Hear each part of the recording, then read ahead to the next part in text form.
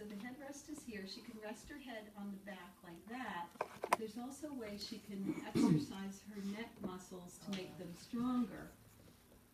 And it's a and so if you picture your car headrest, and so this is an exercise that you can do to help your neck get stronger, okay, and take the tension out of your neck. So Melissa, can you show them what that is? Putting your chin back, so it's like this. It's not this way. Right? It's not like this. Like that. That's not going to help you. This. It's this way. It's like the turkey, like the rooster that move the chick. You know the. You've seen them. They walk like that. Okay, so chin only, chin movement, chin movement, and then you're resting and you're getting isometric exercise because you're pushing it against the headrest.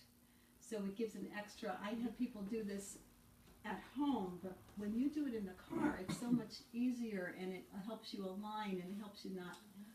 It helps you not stress your neck as much if you do it that way. Okay. All right. So a great sitting posture is where the curves. Look at this. It's perfect. What actually helps a sitting posture when you have to sit for a long time is if you're able to raise the legs up slightly. That is ideal. If you can raise your legs up, it takes a lot of stress off of the lower back if you have to sit for long periods of time. Versus, now you don't have, Carmen, you could experience that. Like if you put your one leg on that first, yeah. And you see how it changes the position of your back a little bit? Yes. It changes a little bit. And if you can do one at a time, but if the legs are a little bit above 90 degrees, it will take stress off the low back. So just for you to know. And what would that mean? A few telephone books, are there still any of those left? A couple telephone books. They're very skinny though. Couple 2x4s.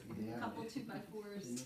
You know, just enough that it would take stress. So check the seat height, and the knee should be a little bit higher for comfort. And the same with if you look at standing without strain, things that can be done standing without strain. Yeah, if you can stand that more. So people work standing, right? I work standing. People that work standing in one position, it's the most difficult. And so if someone's working at a counter, working at a retail store, or any type of work, that if there's something that can be done, that you can be bringing your leg up, because when you can bring your leg down, Melissa, you have a tendency to get tired, and then your back is going, you tend to go this way when you get tired, and you tend to lock your knees. So when you have something that you can just, it only needs to be a few inches, like even 3 or 4 inches, and then she would take turns doing that.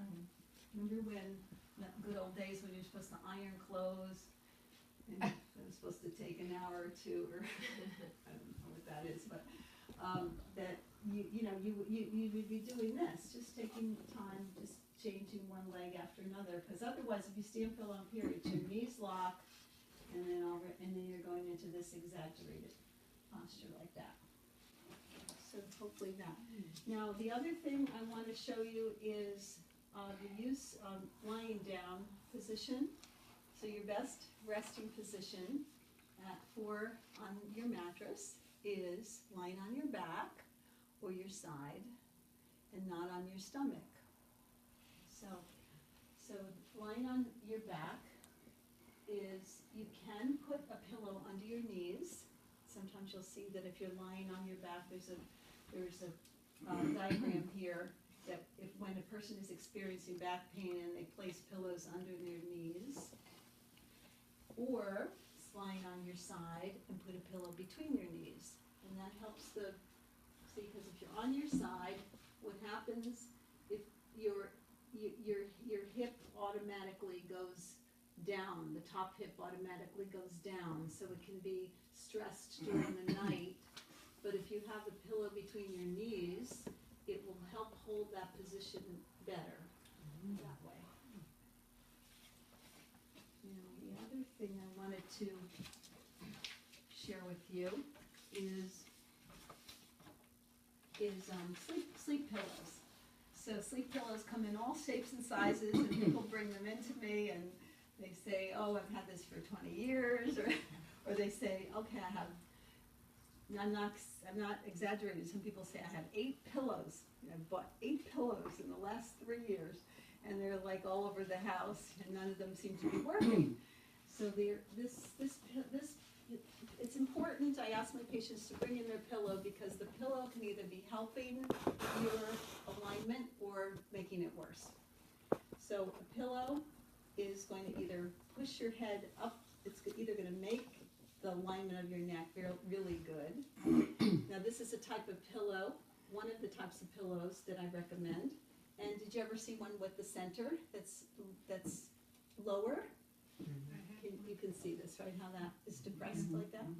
So this is designed so that it makes the cervical curve go in the right position.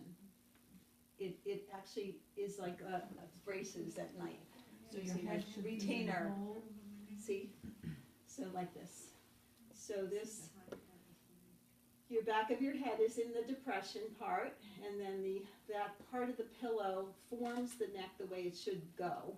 Then if you go on your side, then you go this way, and then it clears your shoulder, so it gives enough room for your shoulder so that your shoulder is pushed forward at night. So that like that.